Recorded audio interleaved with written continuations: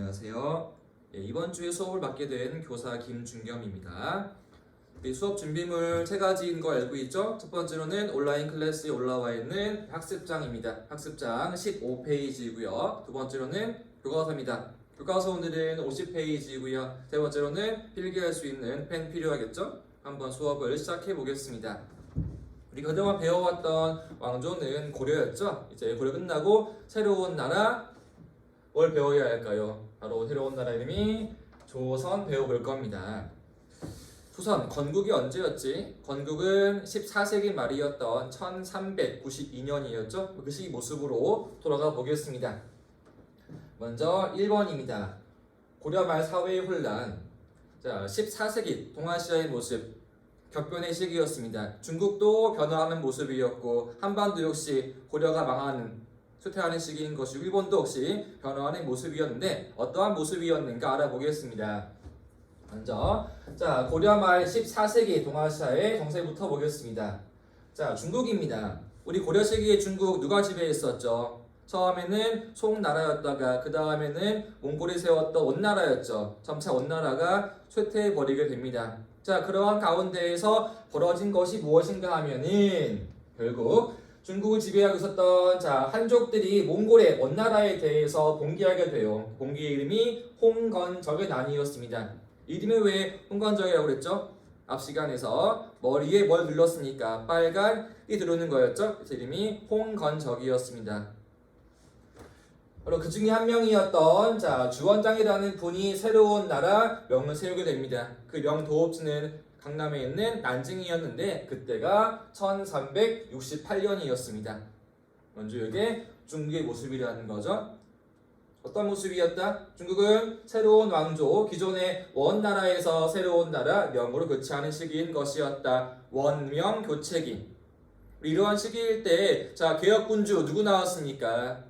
공민왕이었죠. 그게 요 시기 모습이라는 것이었고요. 두 번째 일본으로 올게요. 당시 일본은 무사가 지배하는 시기였습니다. 사무라이들의 시대, 그 이름이 막부였거든요. 근데 막부가 힘이 아직은 미약해서 지방을 통제할 수가 없는 거야. 그러한 결과 이제 군사들이 막 바다에 나와가지고 해적이 되었습니다. 그들을 우리는 왜구라고 부르는 거였죠. 왜구가 또 기승을 부리네요. 그 왜구들이 중국의 명나라에도 오고 고려에도 와서 어마어마하게 약탈이 이루어집니다. 이게 고려 말 동아시아가 이런 모습이라는 겁니다. 뭔가 새로운 시기, 변화의 시기, 약간의 혼란이 있는 시기라는 거였겠죠. 그럼 그때 우리 고려는 어떤 모습이었을까? 고려 보겠습니다. 우리 고려의 지배층 변화하는 모습을 배웠을 겁니다. 고려 처음 지배한 사람들은 호족이었죠. 왕건, 호족 출신이란 말이야. 호족이 세웠다가 그 다음 나온 사람들은 문벌이었죠. 경원 이씨의 이자겸, 경주 김씨의 김부식, 화평 윤씨의 윤관이 있었죠.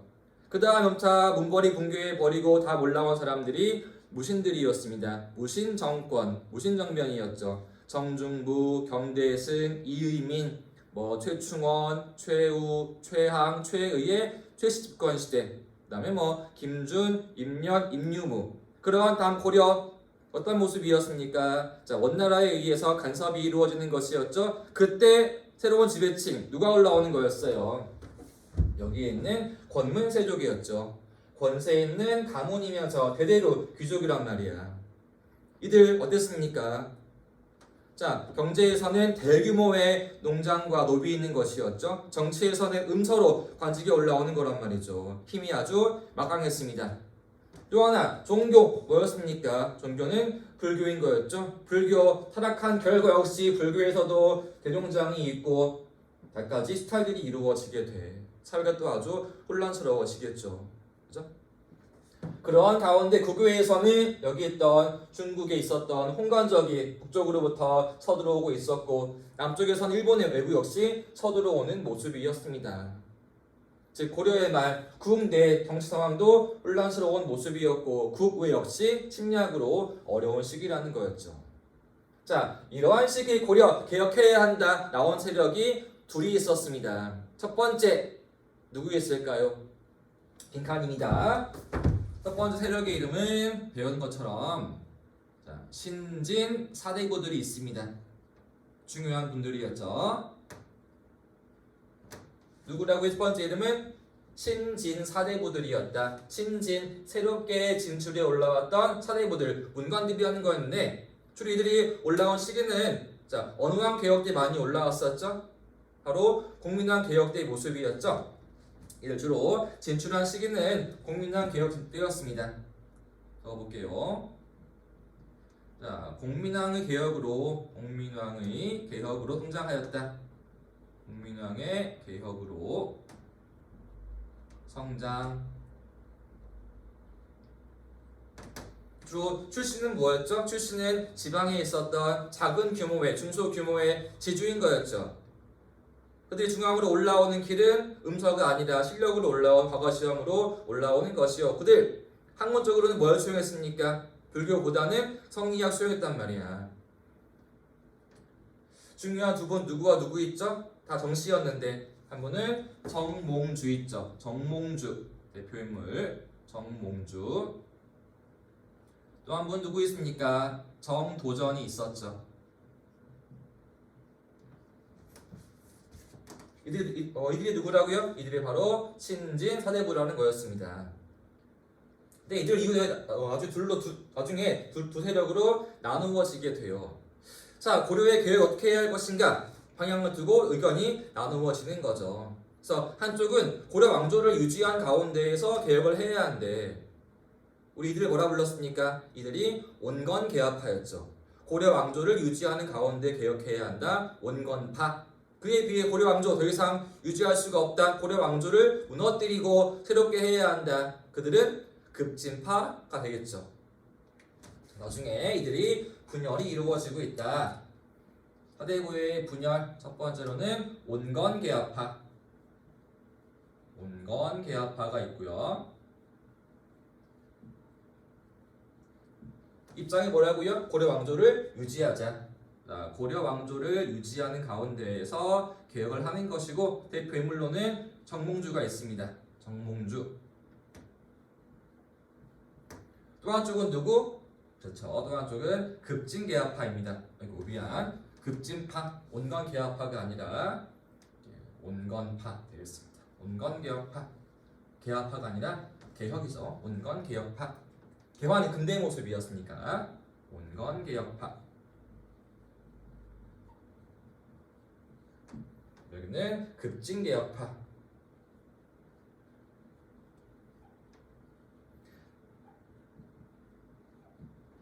이들의 입장은 자 고려 왕조를 무너뜨리고 새 왕조를 세우자. 대표 인물로는 정도전이 있습니다. 이렇게 되겠죠.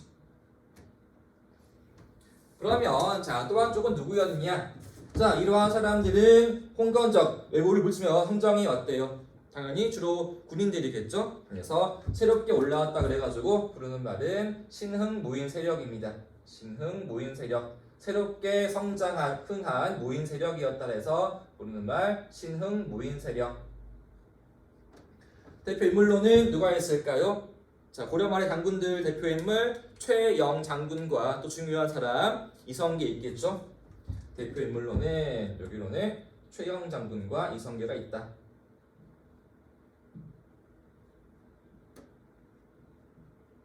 이렇게 되겠습니다. 이게 지금 언제 모습이었습니까? 고려 말의 모습이었죠. 이제 이러한 상황 속에서 새로운 나라가 세워지게 돼요. 조선 누구와 누구에 의해서? 신흥무인 가운데에서 최영이 아니라 이성계에 의해서. 이분이 혼자 하는 것이 아니었죠. 누구와 함께 하는 거였어? 사대부 가운데에서 온건파, 급진파. 급진파도 누구와 함께? 정조선과 함께 세운 나라가 이번에 있는 조선이었습니다. 이제 2번으로 올게요. 2번입니다. 조선의 건국. 연도가 언제? 암기합 중요한 거니까. 우리 고려 건국은 918년이었죠. 조선은 1392년이었습니다. 10세기 초에 고려 건국, 14세기 말에 조선의 건국이었습니다. 자, 먼저 이 시기에 동아시아 모습 한번 볼게요. 자, 이 시기에 중요한 일이 무엇이었느냐? 먼저 이런 말이 있습니다. 자, 새롭게 세워진 원나라가 이어진 명나라가 중국의 명나라가 고려에게 철령위 설치를 통보했습니다. 명나라의 철령위 설치 통보. 이게 무슨 말이었느냐? 자, 자, 이제 고려는 명나라한테 천령의 이북 지방을 돌려주어야 한다. 땅을 요구하는 거였습니다. 한번 책에 있는 지도 보겠습니다. 그거서 50페이지예요. 여기 있는 그림입니다. 보이죠 여기? 자, 고려가 이렇게 있고요. 여기 보이네요. 여기가 고개 이름이었던 철령입니다. 대관령 고개 이름인 거였죠? 유사한 개념이에요. 대관령, 철령. 그래서 자, 명이 철령 위 설치, 즉 명이 여기에 있는 철령의 이북 지역 땅을 요구하는 거란 말이죠. 그 근거는 무엇이었을까? 자, 철령 지방 떠올라야 게 뭐였을까? 우리 고려 말이었을 거예요 아마. 원나라에 의한 영토의 침탈, 새 지역이었잖아. 이쪽에 있었던 동령부, 그 다음에 제주에 있었던 탐라 총관부, 여기 요 지역 이름 뭐였죠? 이름이 쌍성 총관부였죠. 기억나 우리? 쌍성 총관부. 한번 거슬러 올라가 볼게요. 저번 제가 했던 수업 내용이었던 것 같은데 한번 잠깐 볼게요. 쭉 올라와서 잠시 보면은 바로 우리 요 지역이었을 거예요. 공민왕 개혁 때의 모습이었죠. 보이죠 여기? 자, 철령이 이렇게 있고요. 중요 도시 이름이 화주라는 곳이 있네. 설치했던 것이 쌍성 총관부란 말이야. 자, 원나라한테 빼앗긴 지역이었죠. 다시 우리 이거 찾아온 게 누구왕 개혁 때였어? 공민왕이었지. 그런데 또 명이 요구하는 게 뭐다? 이 지역을 요구한다는 거야. 근거는 무엇이었을까? 과거에 자, 철령의 이북 지방은 중국의 원나라가 지배한 지역이 아니었냐? 우리 명은 원을 이어온 나라인 것이다. 따라서 땅 돌려줘 라고 요구하는 겁니다. 자, 고려 입장이야. 이 땅을 줘야 돼, 안 줘야 돼? 원래 이 땅은 우리 거 아니었습니까? 줄 필요가 없겠죠. 내부에서 대립이 이루어지게 돼. 땅을 명나라한테 돌려주어야 한다. 그럴 수 없다. 라고 대립이 이루어지겠죠. 그때 고려가 한 일은 무엇이었을까요? 고려는 땅을 주지 않습니다. 명나라와 싸우게 됩니다. 다시 내용 돌아올게요. 내용 돌아와서 보겠습니다. 이렇게. 그때 자, 고려의 중요한 인물이었던 최영 장군이 이렇게 이야기합니다. 자, 우리 땅 줄 수가 없다. 우리가 오히려 명예 요동 지방을 정벌해 보자라고 요구합니다. 또 요동이 어디였을까 보겠습니다. 요동이라는 곳은 요 지역을 의미하는 거예요. 요 지역입니다. 요 지역을 의미하죠. 요동 반도라는 거죠. 우리 고령은 자, 철령 이북 지방을 주지 않고 오히려 명을 쳐서 요동 지방을 빼앗아오겠다라고 해서 대립이 벌어지겠죠. 이제 고려와 명의 싸움이 서서히 시작될 기미를 보이고 있습니다. 그를 주도한 인물 누구였냐? 바로 이성계라는 것이었죠. 그런데 이성계 입장은 이런 것이었어요. 고려가 명과 싸우는 거는 명분이 없는 거야. 실력으로도 이길 수가 없는 거란 말이었지. 근데 결국은 억지로 밀려가지고 갈 수밖에 없었습니다. 그래서 최영은 수도에 남아 있었고 이성계 등이 군대를 끌고 명과 싸우러 요동으로 가고 있었습니다. 그때 비가 많이 오는 한참 여름철이었거든요. 자, 이성계야, 가기 싫은데 억지로 갈 수밖에 없는 상황이야. 자, 안 가자니 뒤에 최영이 버티고 있고 가자니 싸우자니 승리할 수 있는 기미가 없고 명분도 없는 거란 말이지. 이성계 고민에 빠집니다. 그러다가 이성계가 드디어 간 곳이 어디였냐? 이제는 국경 지역까지 오는 거란 말이지. 이곳이 여기 있는 작은 섬 위화도에 옵니다. 우리 요거 무슨 강이었습니까? 가장 긴 강 이름 압록강이었죠. 섬이 하나 있어. 사구에 이름이 위화도야. 곧 여기다 넣으면은 요동이었거든. 이성계 고민에 빠지겠죠. 강 건너서 요동으로 싸우러 가야 할 것인가, 다시 돌아와야 할 것인가, 고민이 많습니다. 결국 이성계는 어떻게 하게 돼? 결국 위화도에서 군대를 돌려서 기령으로 다시 쳐들어 내려오는 것이었죠. 너무나 중요한 일이었습니다. 고려의 멸망, 조선의 시작을 가르는 너무나 중요한 사건.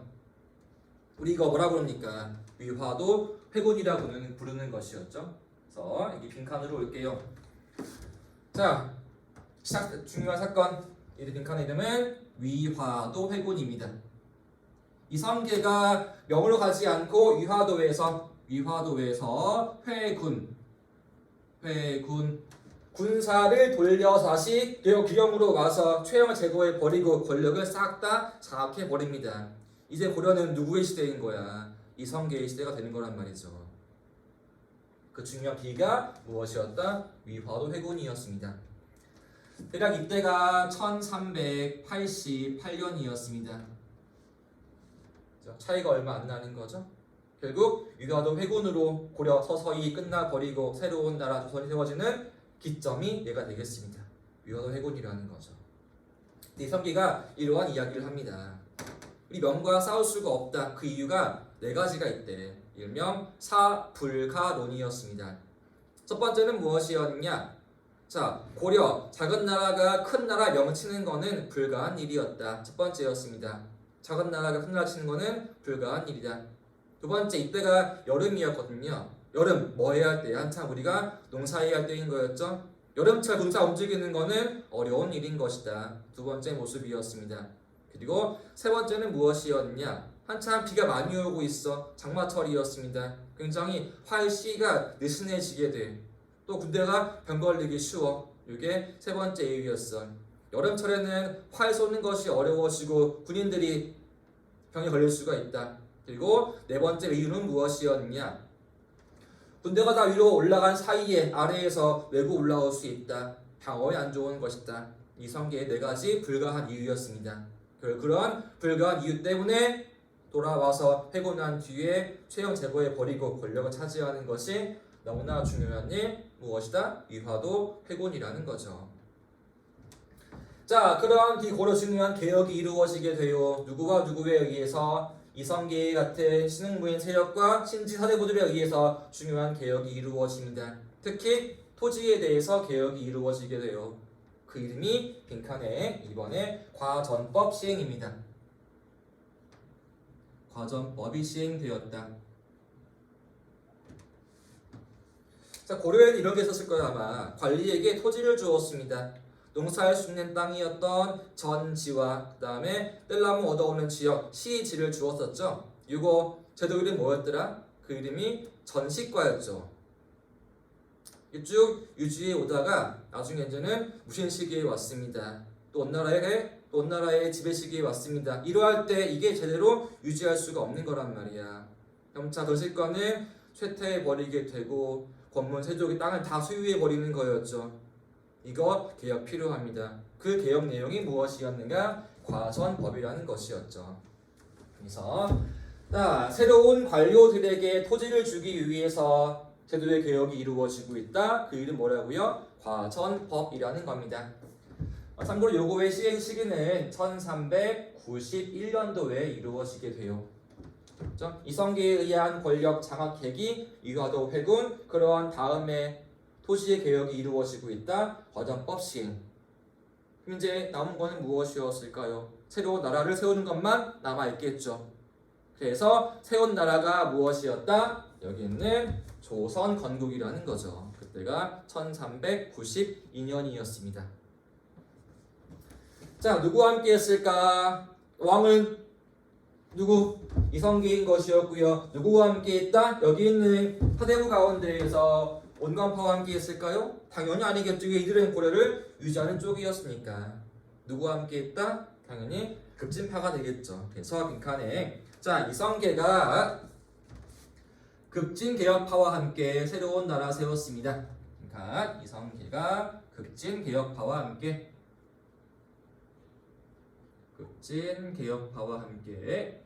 새로운 나라를 세웠는데 그 이름이 조선이라는 것이었죠.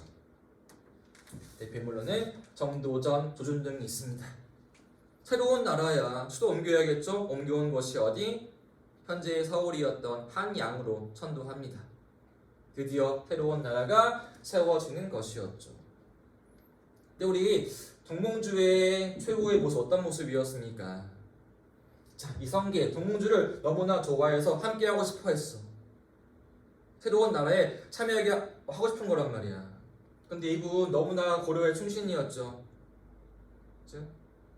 한 신하로서 나라 두 개를 섬길 수가 없는 거란 말이야. 나는 고려의 신하이지 조선의 신하가 아니라는 거야. 끝까지 참여하기를 거부합니다. 결국 이성계의 아들이었던 이방원이 어떻게 합니까? 헌죽교에서 정몽주를 철퇴 때려가지고 죽이는 거였죠. 이게 정몽주의 최후가 되겠습니다. 그렇죠? 여기까지가 새로운 나라의 시작 조선이었습니다. 중요한 키워드로는 이게 되겠죠. 중요한 기점, 어떠한 일, 위화도 회군, 그리고 토지의 개혁이었던 어떠한 내용, 거전법 시행, 그리고 누구와 함께 이성계는 온건개혁파가 아니라 급진개혁파였고요. 중요한 인물은 정도전이었습니다. 자, 정도전 너무나 중요한 인물이었습니다. 비록 나라의 왕은 이성계였지만 국가의 브레인은 다 이분이었습니다. 정도전. 새로운 나라의 체계, 법률, 체제 정비하신 분 이분이었습니다. 정도전. 또 수도의 설계. 자, 한양 새롭게 성을 쌓아야 합니다. 궁궐 지어야 하고요. 경복궁 지어야 되고 종묘와 사직을 세우고 성 쌓아야 돼. 다 주도한 사람이 여기 있는 정도전이었습니다. 굉장히 중요한 인물입니다. 조선 초기의 통치 알아보겠습니다. 먼저 조선시대 건국의 이념은 무엇이었을까요? 이념은 바로 성리학이라는 것이었습니다. 여기 있는 성리학 되겠고요. 그래서 성리학에 의해서 강조한 두 가지는 무엇인가 하면은 자, 민본이라는 것, 백성이 국가의 근본이라는 거였겠죠. 두 번째로는 덕치주의 있습니다. 덕치라는 것은 무엇인가? 나라의 통치를 힘이 아니라 덕으로 해야 한다는 거였죠. 그죠? 오늘 수업의 가장 중요한 내용들은 각 왕들의 업적 되겠습니다. 우리 조선시대의 왕들 순서 암기하는 거 되게 중요하거든요. 한번 간단하게 누구누구 있는지 알아보겠습니다. 자, 정리해놓은 게 지금 요 표가 되겠는데요. 총 조선시대의 왕으로는 27분이 계십니다. 순서 암기하는 거 되게 중요하고 공부할 때 도움 되니까 꼭 암기해주는 게 좋을 것 같아요. 순서 봅시다 한번. 자, 태조, 정종, 태종, 세종, 문종, 단종, 세조 설이 따와가지고 태정, 태세, 문단세 유명하죠. 여기 많이 외워봐가지고 그 다음에 예, 성, 연중, 인, 명선, 광인, 효현, 숙경, 영, 정순, 헌철, 고순 이 순서 꼭 암기하세요. 알죠? 이렇게 자, 치의 부분들은 더 중요한 분들이니까 공부할 때 참고해 보면은 좋을 것 같습니다. 순서 암기할 텐데 오늘 배울 분은 총 9분입니다. 그래서 1대부터 9대까지 해서 태, 정, 태세, 문, 단, 세, 예, 성까지 알아보겠습니다. 준비했죠? 뭐 하나씩 알아보자고요. 다시 학습장 돌아오겠습니다. 먼저 자, 제 1대 왕 누굽니까? 바로 태조 이성계인 거였죠? 첫 번째 왕은 태조입니다. 이분의 이름은 이성계였죠?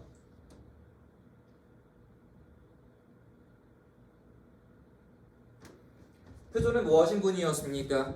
조선을 세운 사람이었죠. 근데 이거를 혼자 한 게 아니었단 말이야. 자, 통치에 중요한 인물이 있었죠. 누구였을까요? 자, 고려 말에 급진파 서대부였죠. 대표 인물은 정도전이 중요한 인물입니다. 빈칸 채울 분은 정도전이 되겠습니다. 그리고 이성계는 왕이었지만 바로 정비하신 분은 이분이었거든요. 정도전. 이분은 강조한 것이 무엇이었냐? 자, 나라의 이름을 새롭게 정하기도 했었고요. 나라의 수도를 새롭게 설계했었고 더 중요한 건 무엇이었냐? 새로운 법전 만들었습니다. 그 책 이름이 조선 경국전이었거든요. 그래서 조선이라고 하는 국가, 나라를 경영하기 위해 필요한 책을 짓는 것이었죠. 그래서 국가에 필요한 새로운 규범을 제시했습니다. 또한 이번에 중요한 입장이 무엇이었냐? 통치의 중심은 왕이 아니라 재상, 즉 신하라는 것이었는데 빈칸 채울 말은 무엇인가 하면은 재상 중심의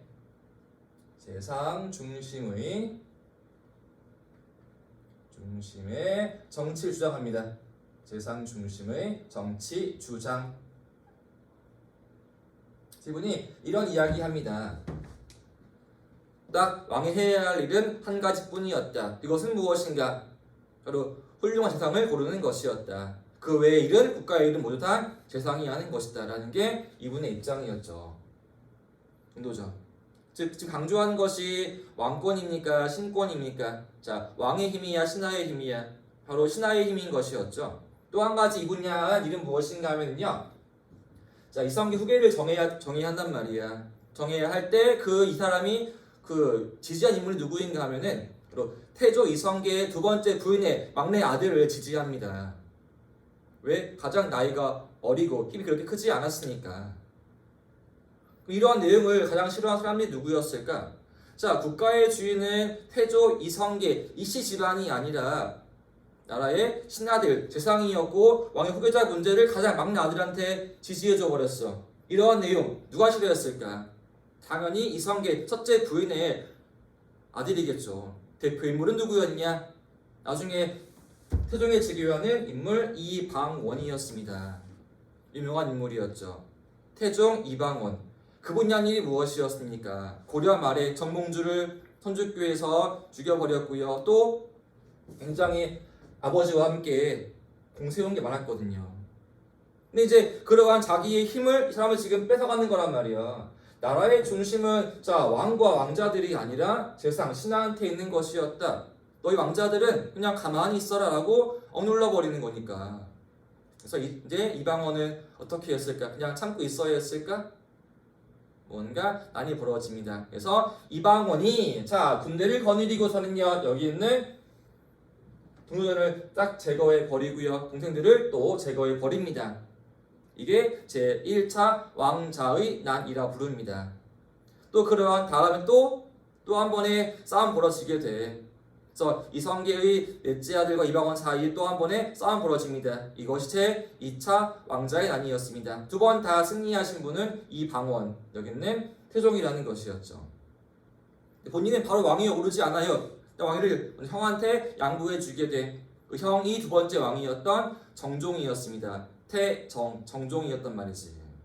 근데 정종이야 지금 왕이었지만 힘이 있을까 없을까? 힘이 거의 없는 거란 말이지. 왜? 힘은 다 동생이었던 이방원에게 있는 것이었으니까. 왕위를 이방원한테 물려주고 내려옵니다. 드디어 이방원이 왕위에 오르는 거죠. 그분이 누구? 바로 3대 왕이었던 태종이라는 겁니다. 그래서 태종의 본명은 이방원입니다. 이방원이 3대 왕 태종에 즉위했습니다. 자, 이방원이 권력을 잡은 뒤 두 차례 무엇이었다? 누구의 난? 왕자의 난이었죠. 빈칸. 그래서 이방원은 왕자의 난으로 권력을 차지합니다.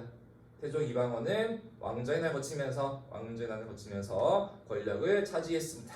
그래서 1차에서 제거한 인물은 누구였습니까? 정도전과 그 다음에 동생들이었고요. 2차 제거한 인물은 자기 형을 제거해버리는 모습이었습니다. 3차 이방원이야. 이분은 원래 자 서열상으로는 왕위에 올라야 할 차례였을까 아니었을까? 당연히 아니었겠죠. 이방원은 이성계의 아들 가운데서도 제5남이었습니다.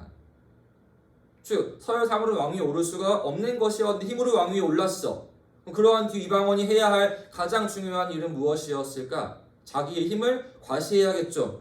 그래서 추구한 일이 무엇이냐? 여기 있는 왕권 강화입니다. 그렇죠? 힘 강화해야 할 거 아니겠어? 이 내용들이 상당히 중요합니다. 그 내용이 세 가지가 있습니다. 첫 번째는 무엇이냐? 자, 통치 형태를 뭘로 했을까? 통치 형 좀 어려운 말인데 이름은 6조 직계제 실시합니다. 첫 번째, 6조 직계제 실시. 좀 말이 어렵죠?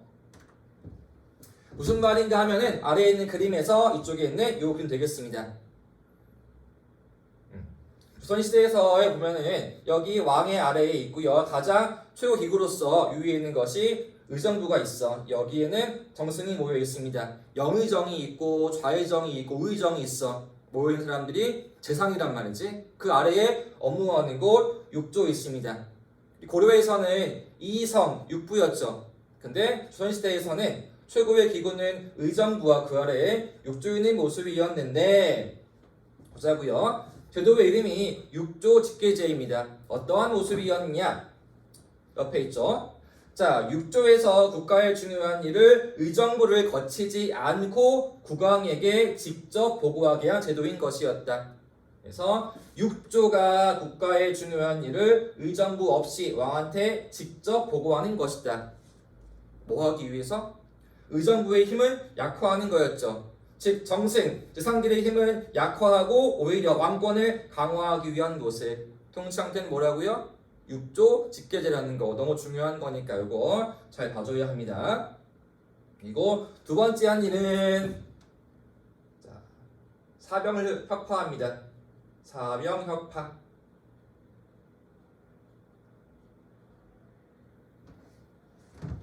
사병이라는 건 뭐냐 하면은 사적으로 개인이 소유한 병사라는 거였죠. 우리 앞에 있던 왕자의 난 다 뭐 때문에 할 수 있는 거였어? 개인이 소유한 군대, 사병 때문이겠죠. 자, 이러한 사병이라는 건 왕한테는 도움 될까 안 될까? 당연히 안 되겠죠. 그걸 다 혁파, 없애버리는 거였습니다. 그리고 세 번째 실시한 거로는 호패법이라는 게 있습니다. 호패법 실시. 세 번째 한 일, 호패법 실시했다. 호패라는 거는 여기 차고 다니는 일종의 신분증입니다. 우리 지금 보면은 민증이 있죠. 그거랑 유사한 모습이라는 거지. 나의 신분을 확인해주는 신분증이라는 거였으니까. 그래서 통행을 출입하는 수단 찍을 수 있겠죠. 또는 세금 부과할 수인데도 찍는 것이 여기 있는 호패라는 거였습니다. 이게 3대 왕이었던 태종이었습니다. 자, 이번 우리 고려의 누구와 유사한 모습인 것 같아. 자, 아주 험난한 수단, 길에서 왕 위에 올라서 왕의 힘을 강화한 사람, 고려의 광종과 유사한 모습이겠죠. 고려의 광종, 뭐 노비안검법, 뭐 과거제 실시, 또 호족 제거한 사람들, 그거랑 유사한 모습이겠습니다. 이렇게 피를 흘리고 힘을 강화한 기반 위에서 그거를 꽃피운 게 누구였냐? 태종의 아들이었던 제4대 왕이었던 세종대왕이라는 거였죠. 이제 세 번째 제4대 왕이었던 세종으로 오겠습니다.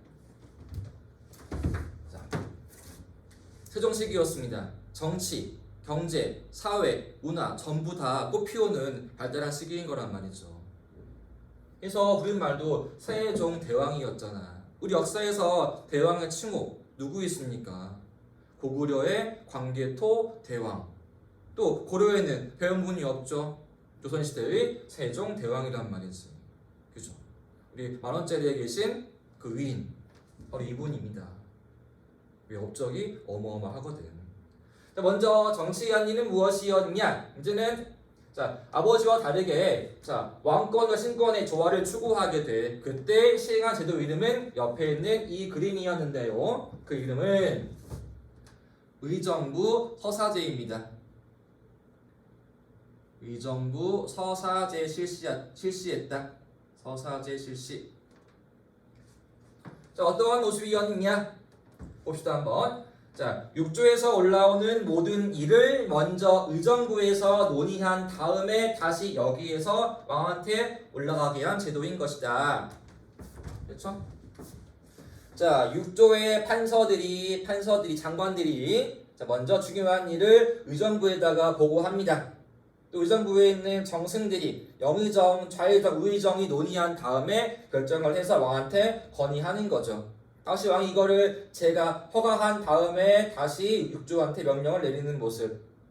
지금 여기에서는 의정부 역할이 중요해 안 중요해? 중요하잖아. 즉 지상들의 힘을 인정해 주는 거라는 거죠.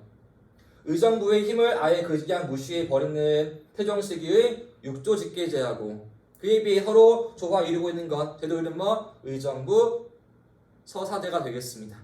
그래서 정치에서는 왕권과 신권이 조화로운 모습이었다. 정치가 비교적 안정화하는 모습이겠죠. 안정화하는 모습. 두 번째, 우리 이제는 학문 연구해야겠죠. 인재를 모아야지만 돼. 그 기구 이름 유명하죠. 집현전이 있습니다. 두 번째, 기구의 이름은 집현전 설치. 현명한 인재들을 모아놓은 곳이었다. 여기는 뭐 하는 곳이겠어요? 당연히 학문을 연구하는 곳이겠죠. 그죠? 정치 연구, 학문 연구하는 곳, 집현전이겠죠. 그 다음에 이런 말이 있습니다. 경연의 활성화. 경연이란 무엇이었냐? 경연. 자, 왕과 신하가 모여서 국가의 정책, 학문을 공부하는 모습이라는 거죠. 서로 왕한테 알려주고 건의하고 상의하는 모습이라는 거예요. 함께 어울려서 공부하는 모습, 이게 경연이라는 거였죠. 세 번째, 너무 중요한 것이 있죠. 우리 문화에서 제일 중요한 언어, 글자, 훈민정음을 창제했다는 겁니다. 창제한 때 상식으로 알고 있어야 하는데 언제였습니까? 연도는 창제한 시기는 1443년이었고 반포한 거 언제? 46년도의 일이었습니다. 훈민정음, 오늘날의 한글인 거였죠. 너무나 감사한 일인 거란 말이야. 훈민정음, 한글 편리하잖아. 그죠? 네 번째 또 하나 책을 지었습니다. 자, 유교복을 위해 지은 책은 삼강행실도라고 하는 게 있습니다. 성리학에 이런 게 있잖아요. 삼강오륜이라는 게 있어요. 그 가운데에서 자, 삼강에 대한 행실, 행동의 내용들을 그림으로써 모아놓은 거라는 거죠. 왜 그림으로 했을까? 이해하기 쉽게 하기 위해서. 철저 유교윤리를 보급하기 위한 거였습니다. 이게 세종대왕 시기의 모습이라는 거였죠.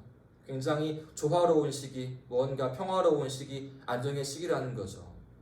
이러한 평화의 모습이 그냥 오는 것이었습니까? 그 아버지였던 태종이 이렇게 피 흘리면서 왕위에 올라서 왕위의 힘을 강화한 결과 그 기반 위에서 뭔가를 이룬 분이 4대 왕이었던 세종대왕이라는 거였죠.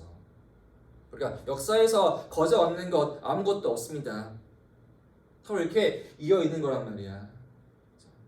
피 흘린 다음에 꽃 피우는 모습이라는 거 세종대왕이었죠.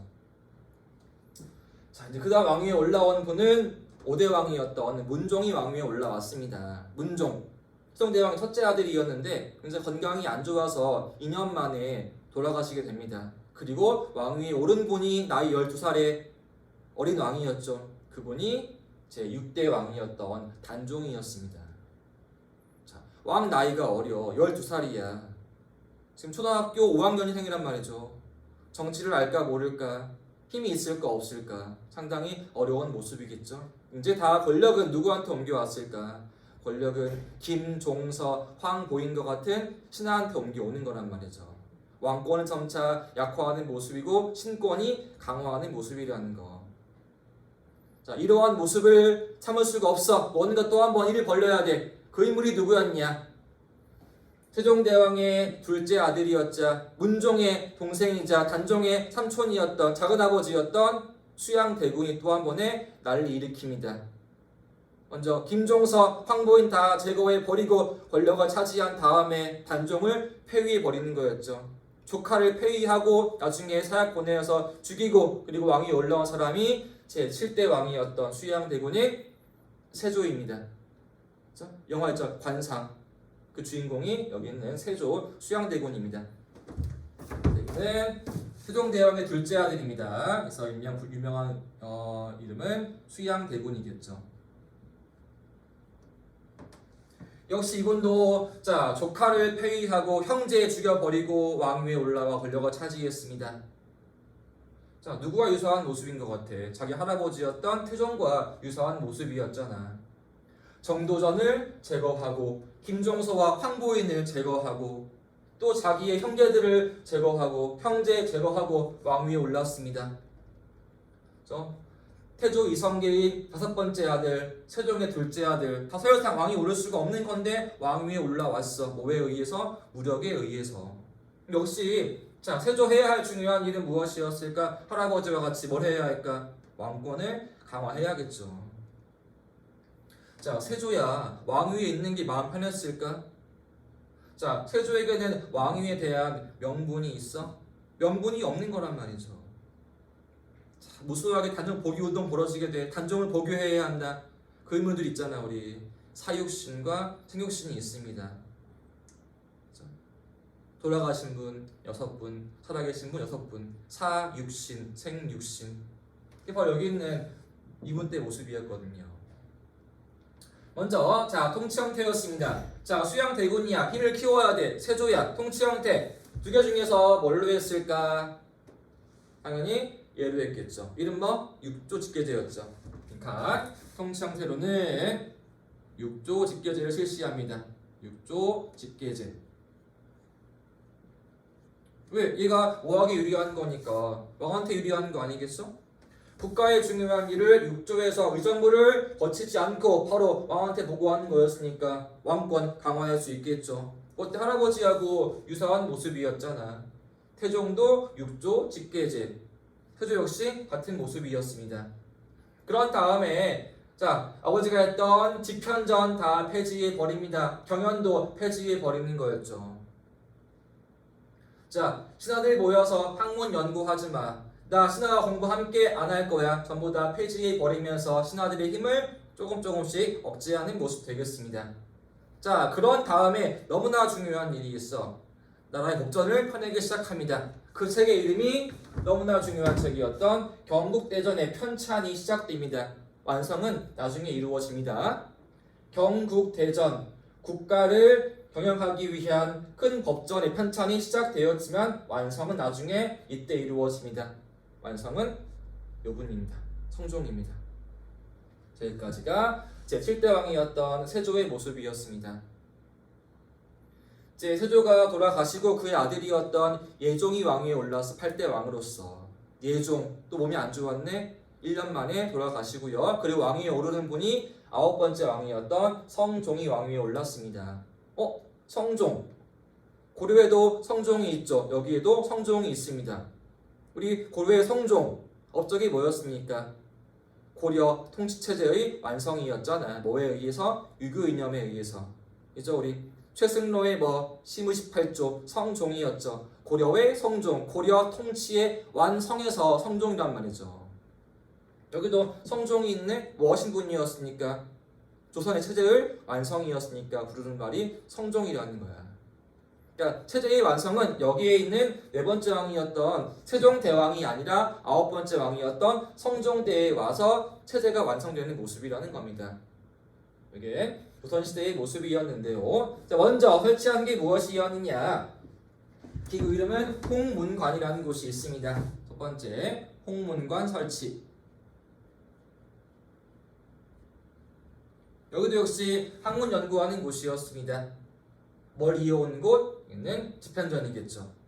세종대왕 때 설치했던 기구의 이름이 집현전이었는데 이거를 폐지한 사람이 7대 왕이었던 세조, 즉 부활이 이루어진 것이 9대 왕이었던 성종이라는 건데 기구의 이름은 홍문관이라는 거였죠.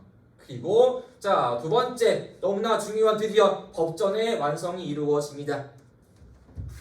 그 책의 이름 얘기했었죠. 경국대전이 완성되었다. 이게 너무너무나 중요한 내용이었습니다. 조선시대 최고의 법전이라는 거였죠. 그러니까 이야기한 대로 국가를 경영하는 큰 법전이라는 거니까 드디어 법전의 완성이라는 것, 체제가 확립되었다. 체제의 완성에서 왕의 이름 뭐라고요? 성종이라는 거죠. 이 책 너무나 중요한 책입니다. 주의해야 할 거. 자, 편찬 시작은 누구 때부터? 시작은 세조 7대 왕이었지만 완성은 9대 왕이었던 성종 때 이루어지는 모습이라는 거. 책의 내용 보겠습니다. 교과서 51조 안에 나와 있을 거예요. 볼게요 한번. 책으로 봅시다. 교과서 51페이지 보고 있어요. 교과서 51쪽에 성종을 보겠습니다. 자, 한번 책을 볼 텐데요. 지금 책을 열어보겠습니다. 태정, 태세, 문난세, 예, 성까지 배운 중이었어요. 한번 볼게요. 아이고, 책이 잘 안 열리네. 교과서 51쪽 보겠습니다. 51페이지를 열 텐데요. 봅시다. 네, 잠시만요. 좀 걸리는 것 같아서 잠깐만 써주세요.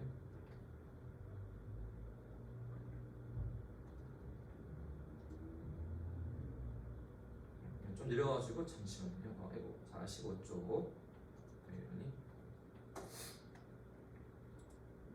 이렇게 아래에 나와 있습니다. 보여줘 여기. 자, 이거 지워볼게요. 이렇게 되어 있습니다. 자, 책이 완성되었죠. 6권으로 만들어 바치니 이름을 경국대전이라 불렀다. 자, 책의 이름이 책의 건수가 왜 6권이었을까요? 6조였으니까 이호예병형공 6조에서 나온 책이 총 6권이었습니다.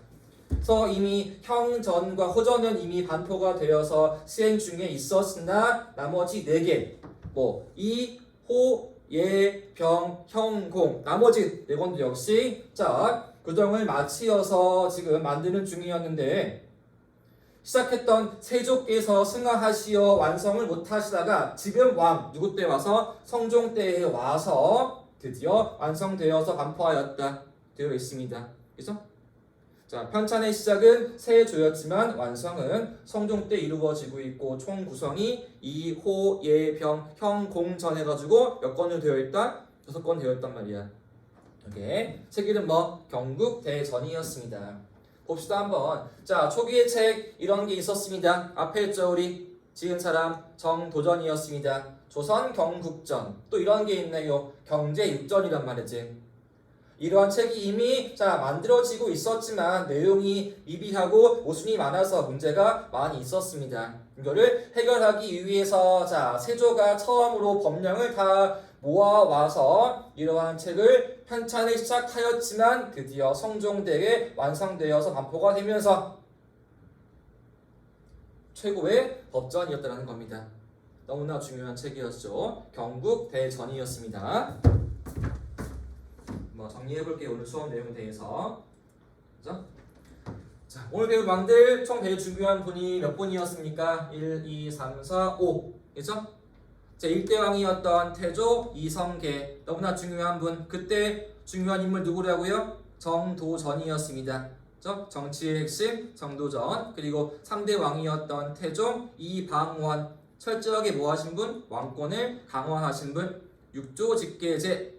그 다음에 사병의 혁파 또 뭘 실시? 호패법 실시 있었고요. 그리고 우리 최고의 성군 어느 분? 사대왕이었던 세종이 있었죠. 정창태로는 의정부 서사제 그 다음에 집현전 설치 경연의 활성화 훈민정음 유교윤리의 보급 그리고 제7대 왕이었습니다. 수양대군이었던 세조 역시 왕권의 강화 통치 형태는 6조 직계제였죠. 집현전 경연의 폐지 그리고 뭐 법전의 편찬 시작 경국대전이었죠.